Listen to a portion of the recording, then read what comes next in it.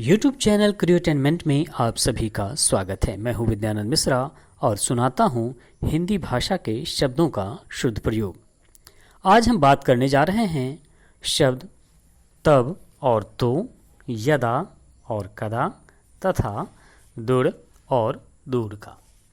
सबसे पहले हम बात करते हैं शब्द तब और तो का। टीवी पर प्रसारित महाभारत सीरियल के दिनों में हम यदा यदा हि धर्मस्य ग्लानिर्भवति खूब सुना है। यहाँ यदा का मतलब जब है। हिंदी में यदा कदा व्यवहृत यदा कदा के कदा को भी हम जानते हैं, जो कब के अर्थ में है। यदा और कदा का तीसरा सहसंबंधी तदा है, जो तब है। तब एक तो समय से जुड़ा है और दूसरे स्थिति से। उदाहरण देखें, तब हम वहाँ रहते थे। इसमें तब का मतलब संकेतित समय से है, उसका अर्थ है उसके बाद। दूसरा अर्थ देखें, यदि सही पारिश्रमिक मिला तब आपका काम करूँगा। इसमें तब का मतलब संकेतित स्थिति से है, उसका अर्थ है उस दशा में। उपर्युक्त दूसरे अर्थ में तब की जगह तो भी फिट बैठता है। इसके लिए एक अन्य उदाहरण देखें, यदि आप वहाँ जाएंगे तो मैं भी चलूँगा। इस तो की उत्पत्ति संस्कृत के तत् से बताई गई है। एक तो और है जो उपर्युक्त तो से बिल्कुल भिन्न है। उदाहरण इस प्रकार है, लड़की तो ठीक है, तुम तो बेवकूफ़ हो, मेरे तो गिरधर गोपाल, आप अच्छे तो हैं, सुनो तो। अब तो बात फैल गई। यह तो वाक्य में प्रयुक्त किसी वाक्य भाग पर जोर देने या उसकी विशिष्टता दिखाने या उसका पृथकत्व सिद्ध करने के लिए प्रयुक्त किया जाता है। इस तो को संस्कृत के तू से व्युत्पन्न माना गया है। जैसे तुम्हें स्कूटर चाहिए था तब तो तुमने उसे खरीदा। इसमें तब और तो दोनों अपनी अपनी अड़ पर है। यहाँ तो का अर्थ तो बलवाचिता ही है, पर तब का अर्थ उस कारण है। दूसरा शब्द देखें, दया और कृपा के बीच क्या अंतर है तथा कैसे प्रयोग करें। इन शब्दों का अंतर पकड़ने के लिए शुरुआत उदाहरणों से ही करते हैं। यदि आपको भिखारी पर दया आ रही है तो उसे कुछ देने की कृपा करें।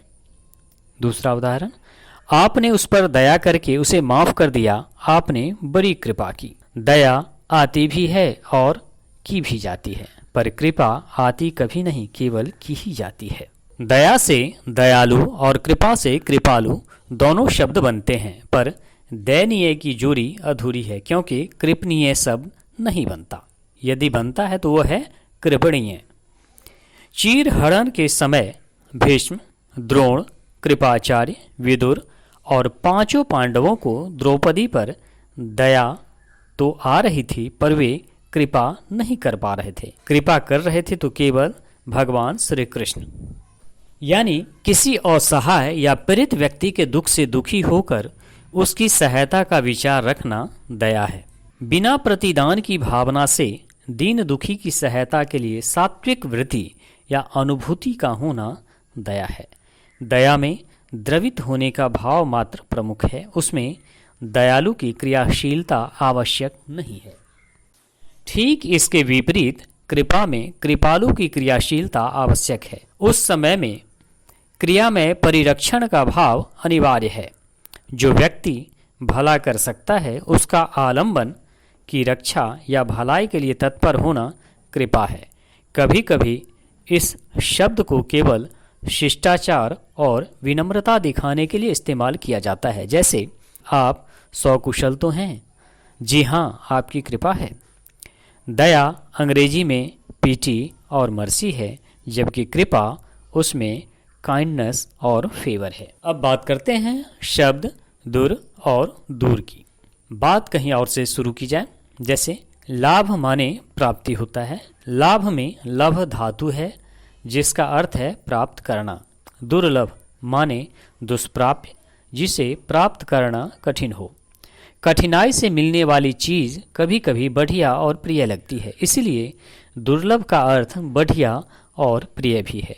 दुल्हा या दुल्हा इसी श्रेणी की चीज़ है जो दुर्लभ से ही जन्मा है। दुर का अर्थ कठिन, जो दुख देना अर्थ वाली दु धातु से बना है। इसे इन शब्दों में देख सकते हैं, जैसे दुर्गम, दुर्बोध, दुर्लभ, दुर्लभ, दुर्वाह आदि। कठिनाई के कारण कई बार चीज बुरी भी लगने लगती है, इसलिए दुर का दूसरा बुरा है।